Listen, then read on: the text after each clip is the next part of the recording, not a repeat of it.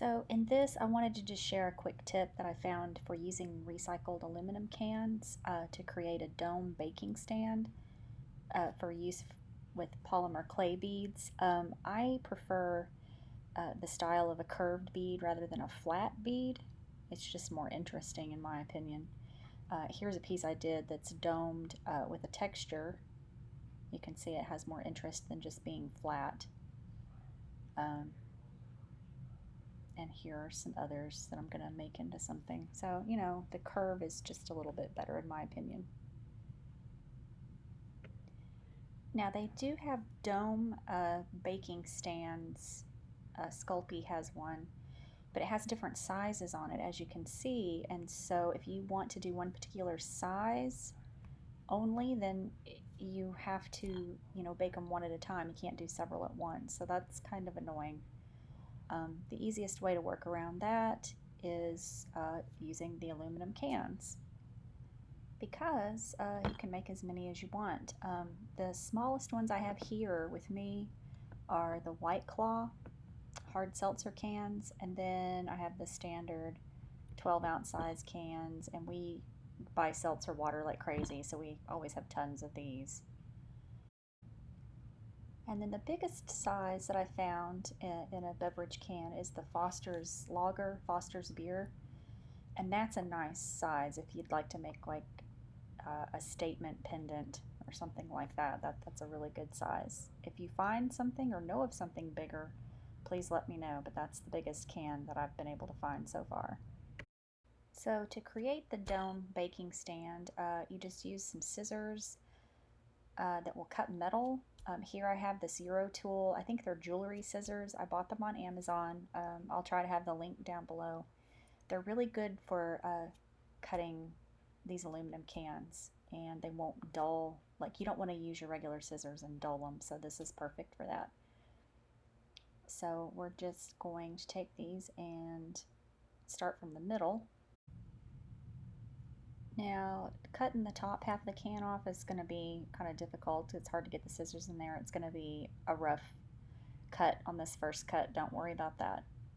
And just get rid of the top half. Now we're going to take the bottom half and we're going to cut half of that section off. So make a cut about halfway down.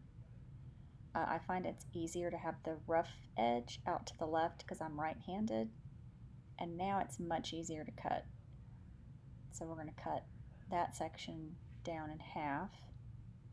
It's much easier to keep it straight and have a smooth cut at this point. And just be careful. I've done many of these and have not cut myself, but you can cut yourself because they're sharp edges, so just be careful. Now we're going to cut flaps around, cut about 1/4 to 1/2 inch wide, and make the cut about 2/3 to the bottom of the can. And now we're just going to take these flaps and double them up. So I'm going to kind of bend it in half and then in half again. So doubling it over. One fold and then gently another fold. And you'll find that it's super easy, very pliable. And I have not cut myself doing this, so just be gentle. But we'll do this all the way around.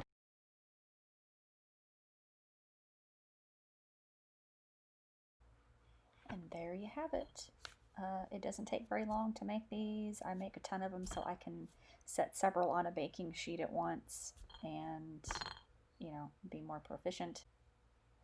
And now I can take my circled, or you can even do square. You can take your polymer clay and just lay it, kind of center it on there, gently press down. They kind of tend to stick a little bit once you get them out of the oven, let them cool off. You might have to kind of pop it off of there.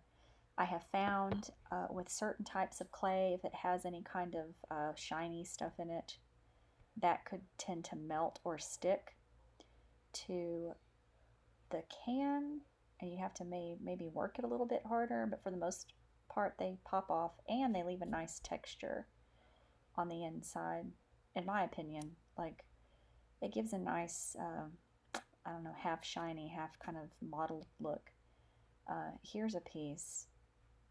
I just like the way that looks. It's kind of organic, um, so it kind of creates its own texture without me having to texture both sides and lose some of my sharpness.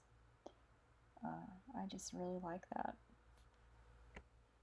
So I hope that tip helps. You get to recycle a little bit and, create a tool that helps with your baking. So enjoy. Thanks for watching. Bye.